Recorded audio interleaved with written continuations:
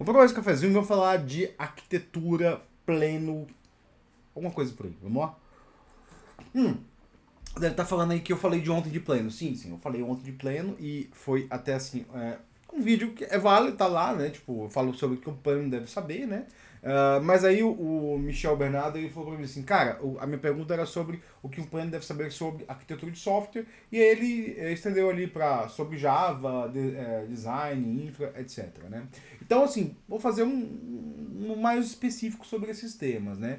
Então, assim, vamos começar do básico, né? O que o pleno deve saber, e ali eu fiz um comentário que o pleno ele deve ser pleno, assim, no sentido de ele desenvolve as suas atividades sem ficar bloqueado, sem ter que ter muito suporte, né? Então, assim, se você acha que você já não precisa de muito suporte para fazer suas atividades, então você já chegou ao nível pleno, né? Agora sim, o que o Templano deve saber sobre arquitetura? Vamos tentar especular assim. Por que especular? Porque pleno muda de empresa para empresa. Muitas vezes a visão de arquitetura muda de visão para empresa. Assim, tudo isso muda de visão para empresa, de empresa para empresa, né? Então a gente tem que ter cuidado quando a gente fala disso, né? Mas uma forma boa de saber o que uma empresa espera de um pleno é você olhar as vagas que aquela empresa oferece, né? Tipo, se sua empresa tem vagas abertas, você olha lá e você vê, olha, eles estão procurando pleno com esse perfil, né? Se você quer ver o que um pleno médio do mercado quer saber, procura as vagas de um perfil que você deseja e olha lá que tipo de... Vai no LinkedIn, né, pra fazer isso, né? Que tipo de coisas pedem para o pleno. E aí, quando você olha lá o que pede, a gente tem que ter muito cuidado para saber se você sabe a definição correta daquilo, né? E um exemplo que eu dou muito é que, assim, se você pegar o livro que eu escrevi, né, é sobre REST, né? E eu tento definir ali o que é REST especificamente. E a definição do REST, ela é meio abstrata até, assim. Ela não, muitas vezes não é o que a gente imagina como REST. Aliás, quem definiu não concorda tanto que que a gente imagina como REST é REST, né? REST seria assim, uma interface de comunicação uniforme que usa os verbos e usa o protocolo HTTP em si, né? Porque se você pegar o que vinha antes, não se usava o protocolo HTTP em si, usava só o protocolo como um encapsulador de mensagens, mas o REST não. O REST ele usa o GET, o POST, os verbos, né? Os verbos, usa o paths, os headers e usa o body para fazer essa transferência de estado, né? Então, o REST ele é muito. A definição dele é que ele é uma interface uniforme. Isso é muito importante quando você vai fazer o design de APIs, né? Então, se lá a vaga diz REST, se a vaga diz REST, você tem que saber definir exatamente o que é REST. E aí, assim, consulta básica. Faz uma consulta básica. Isso, vai na Wikipedia de cada coisa que diz lá, né? Não vai no chat GPT, por favor. Vai na Wikipedia de cada coisa e vê qual que é a definição. Vê como é que se define aquilo, né? E aí você tem uma resposta de que o sênior, o pleno deve saber sobre aquilo que você está vendo, né? Sobre design de código, muito pouco se pede sobre design de código. O que se pede eu acho muito ruim, né? Assim, pedir clean architecture, clean code ou arquitetura racional, isso é muito ruim, cara. Isso, assim, tá bom, pede isso, então saiba isso, né? Mas, sei lá, eu sou. É engraçado que uma vez alguém fez um tweet assim, tipo, na minha pergunta eu peço pra você te falar o que você sabe sobre Clean Architecture. Eu falo assim, é uma merda. O que eu sei é que é uma merda. Mas você leu o livro? Não li o livro, não quero ler o livro. Tipo, o que eu sei é uma merda. Tipo, eu responderia isso. Se a pessoa vai me contratar ou não, problema dela. E eu tenho muito isso na minha cabeça. Se a pessoa vai me contratar ou não, problema dela. Tipo, eu não tô precisando de emprego, né? Se a pessoa me adiciona no processo seletivo é que ela quer o meu perfil. Agora, se ela quer o meu perfil, ela tem que pagar pelo meu perfil e ela tem que aceitar as condições do meu perfil, né?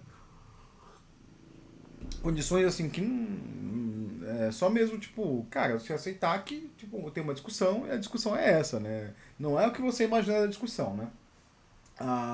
Vamos lá, arquitetura, deve saber um pouquinho de arquitetura hexagonal, você pede muito hoje arquitetura hexagonal, não sei porque tem esse tesão com a arquitetura. Assim, cara, eu tenho 20 anos de experiência, né? Quando eu comecei a desenvolver software, a arquitetura hexagonal fazia muito sentido. Muito, era uma coisa absurda, fazia muito sentido. Mas não se pedia na época. Hoje se pede, e hoje ela não faz tanto sentido. Por quê? Por que ela não faz tanto sentido? Porque assim, ela foi absorvida pelos frameworks modernos. Então os frameworks modernos fazem a arquitetura hexagonal internamente. Você não precisa mais, por exemplo, se você tem um Kafka ali, né? No Kafka, o Kafka já propõe a arquitetura hexagonal, né? Caso você não saiba. Do Kafka, se eu tenho um consumer ali, se eu tenho um Kafka consumer, eu posso depender do consumer ou da implementação do Kafka consumer, porque eu tenho um mock consumer que eu posso dar no teste. Isso aí é arquitetura hexagonal, entendeu? O consumer é o adapter, né? Agora eu não sei se é o adapter, né? E o Kafka Consumer é o port para o Kafka, o Mock Consumer é o port para o teste. Então, assim, tá ali a arquitetura hexagonal, né? Tá implementado pelo framework. Entendeu? Eu não tenho que jogar isso mais um nível de direção na minha aplicação para resolver um nível de direção que já tem, né? Então, se você tem que saber os níveis de direção ali que já te ajudam nesse ponto, né? Assim, a arquitetura hexagonal já está implementada no seu framework, é bem provável, e se você estiver implementando, bobeira sua, né? Mas saiba isso, se a entrevista saiba, né? Eu quando, assim, pra quem não sabe, né? Eu já falei isso diversas vezes, eu fiquei 6 meses desempregado depois de que eu era sênior, né? Eu fui pra uma vaga, a vaga não existia, eu saí da vaga, e aí teve uma outra uma proposta que eles fizeram, uma proposta depois recuaram. E isso me deixou desarmado total. E assim, eu entrei meio uma crise depressiva. Eu já estava meio crise depressiva por causa de emprego, por causa de assédio moral. Eu sofri um assédio moral maior, né? Então eu estava meio bambeando, né? E aí eu entrei numa crise, assim, tipo, eu não sabia sair dessa crise, né? E isso só piorava a minha situação, porque eu estava financeiramente consegui estabilizar, porque eu tava casado já conseguia depender da minha esposa, né? Mas não era essa vantagem, não que eu sustente ela, pelo contrário, né? Brincadeira. Mas eu entrei numa crise ali que isso é muito importante, né? A empresa não vai querer um sênior desempregado ali que, tipo, tá com dificuldade. Não, você tem que saber ter um storytelling ali pra vaga, né? Então, assim, eu desenvolvi esse storytelling, desenvolvi confiança nesse período que eu fiquei, né? E aí eu mudei, o storytelling passou de não estou desempregado, né? Estou tirando um sabático, né? Assim, porque, né? Aí tem aquela voz do locutor pedante do Bedeliro, né? Eu estou tirando um sabático, né? De 6 meses. Por quê? Porque eu acho que eu preciso de uma readequação de mercado. De certa forma era verdade, assim, porque eu tava sabático porque eu não tava arrumando emprego, né? E eu precisava de uma readequação de mercado, porque o tipo de vaga que eu tava competindo não se adequava ao meu perfil, né? Tá? E aí eu realmente consegui me readequar ao mercado, consegui entrar numa empresa que era condizente com o meu perfil, consegui me colocar e depois a só tive mais uma mudança, foi muito bem sucedida, né? Eu estou na minha vaga de hoje, que eu estou mandando, assim, os meus superiores estão muito felizes, inclusive eles estão mandando mensagem aqui estou vendo no outro computador, mas eu vou responder daqui a pouco porque não tem nenhuma pergunta, né? Ele está só querendo que eu confirme uma coisa, né? Então, assim, voltando aqui, que o pleno tem que saber, né? O pleno ele tem que olhar para as vagas e saber responder aquilo perfeitamente, né? E assim, pleno ele já tem ele também que saber, e aí sobre design, sobre infra, a procurar informações. Porque assim, se você quer virar sênior, né? Se você é pleno, você quer virar sênior, né? O sênior, ele já tem que saber, ele já tem que olhar para o time e saber que tipo de conhecimento falta no time. Então o pleno tem que saber ali onde pesquisar essas informações, né? Onde eu quero saber mais sobre arquitetura, design. Quem sabe construir uma bibliotequinha, como eu fiz aqui, ó. Eu tenho, não assim, tipo, não é muito relevante, assim. Eu até falei ontem que ela é relativamente pequena, né? Eu gostaria que ela fosse bem maior ali, mas ali eu tenho um básico da bibliografia de desenvolvimento de software, ali, pelo menos assim, da minha área, né? De sistemas distribuídos, que eu proponho, eu trabalho com Data Stream Processing, pelo menos da minha área, eu tenho um básico da bibliografia, né? E às vezes isso é ruim, né? Às vezes isso é ruim, como eu falei aqui, né? Às vezes você entra em entrevista que a empresa não está preparada para saber responder as perguntas que elas me propõem, né? Eu já vi muito isso, eu já vi empresa que ali você dava resposta, a pessoa olhava assim e falava, não, isso não é assim. Eu falei, desculpa, né? Não, isso não é assim, beleza. E aí, obviamente, eles peitam, né? Por quê? Porque, sei lá, um método de defesa, mas o. Mas, assim, você vê que, assim, olha, quando isso acontece, eu fico totalmente cegado. Por quê? Porque, cara, se a empresa tem aquele nível de desinformação arquitetural, de conhecimento, se eu me colocar lá e eu falar assim, olha, eu vou me colocar como dono da verdade, não vou colocar como dono da verdade. Eu não tô aqui para dar soco ponta de faca. Se a empresa quer um perfil de pessoas que estão ali lendo as mesmas coisas que eles, beleza, porque ela encontra esse perfil. Se a empresa quer, e especialmente assim, a entrevista de pleno é muito sênior entrevistando. Entrevista sênior para sênior é muito sênior se entrevistando. Então é aquela coisa de tipo, cara, eu tô procurando alguém ou que me complemente ou que seja igual a eu, né? E é assim, eu sempre me adequo mais à empresa que aquilo que me complemente. Porque assim, quando você vai crescendo, você vai assim, o que você pode levar de novo para a empresa? E aí uma dica que eu já dou assim, né? Tente aprender o máximo com a sua empresa atual, né? Mesmo que sejam as falhas da empresa, né? O máximo que assim, olha, que prática de gestões ele tem, que práticas arquiteturais ele tem, sabe avaliar a arquitetura da sua empresa com outras arquiteturas, aí vai ver os podcasts da vida, os canais da vida que você vê. Eu vejo muito pouco canal de computação, né? Mas as conferências, né? Vai ver as conferências, vai ver como é que as pessoas fazem. E tentar comparar com a sua empresa. Tenta sugerir isso. Não aceitou, beleza. Assim, tipo, você não é o dono da empresa, né? Tipo, é uma coisa que não tente mudar quem não queira mudar, né? Cuidado com isso. Não tente mudar quem não queira mudar, né? Então, o pleno ele tem que saber o que a empresa quer, né? E aí, se conseguir e aí, assim, por exemplo, aquele negócio lá que eu fiz um vídeo esses dias sobre o RM e sobre erros, né? E aí você vai voltando na. Caso você não tenha visto, tem uma playlist de cafezinho. Vai na página do meu canal que tá lá, né? Vai voltando, você vai ver, né? Que tem que tem sobre o ORM e erro, né? E aí você vai ali saber o que, olha, tem o ORM, o que é o JPA, sabe usar o JPA, sabe ver quais que são os erros do JPA. Isso aí é bom você estar preparado para uma entrevista, tipo, saber que existe o erro do N+1. Não sei se perguntaria isso para um pleno, não sei, até porque assim, faz mais de 12 anos que eu não faço, não, mais 13 anos que eu não faço entrevista para um pleno, né? Então, até mais, né? Tipo, se duvidar, né? Então, né, eu fiz de uma outra época, é bom saber disso, né? Quando eu fiz entrevista de pleno, nós falávamos em DevOps, era, a infra era um setor diferente de desenvolvimento, né? A escalabilidade não era uma questão, né? Cloud não era uma questão, então você tinha todo um mercado diferente, né?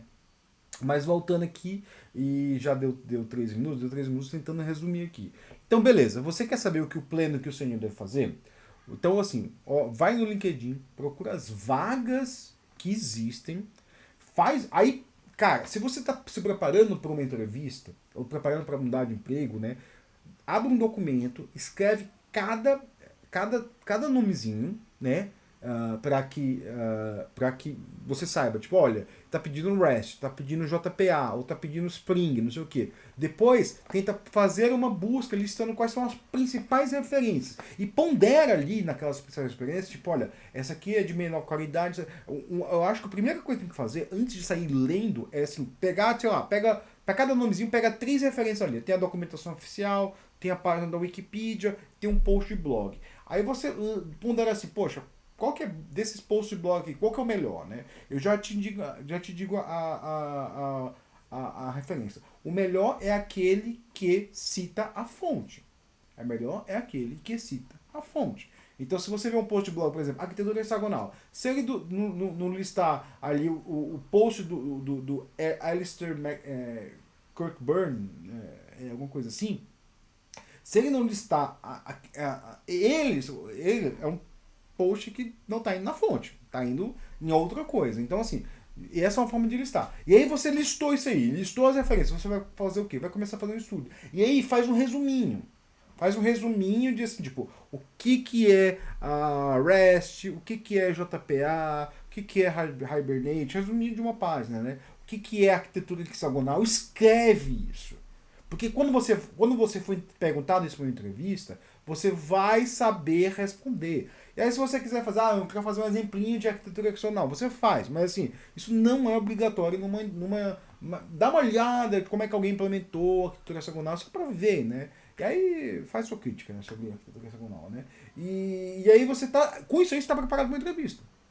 Você está preparado. Isso é bom, assim. Vaga para planner sênior é bom porque você tem essa resposta, né? As minhas vagas que eu vou, né? Muitas vezes nem tem isso, é só vaga de arquiteto. Aí você fala assim, cara, eu já comecei a ver entrevista que eu quero falar de arquitetura hexagonal, eu falei assim, não gosto. E, tipo, a entrevista desandou, né? Obviamente, né? Ou teve uma que desandou muito feio agora. Foi até uns 2 anos atrás, eu nem lembro como é que foi. Não foi não tô falando a do JDBC, né? Eu tô falando de outra. A JDBC eu sempre falo aqui. Foi de outra, que desandou. Agora eu lembrei assim, teve uma que desandou que eu lembro do JDBC, foi eu reformar meu apartamento, eu ficava ali no canto, o cara me perguntou, blá, mas essa outra foi quando eu tava reformando meu apartamento, eu tava morando em outro lugar. E eu lembro que o cara, foi uma entrevista que desandou, assim, que eu até assim, senti mal, falei assim, cara, nossa, velho, o negócio desandou total. O que é normal, normal. Às vezes o santo não bate na entrevista, normal. Não se sinta culpado, assim. Vai procurando outras vagas, levanta quais empresas você planeja, né? Então é isso, galera. E aí, assim, para terminar, o que o sênior deve saber? A mesma coisa.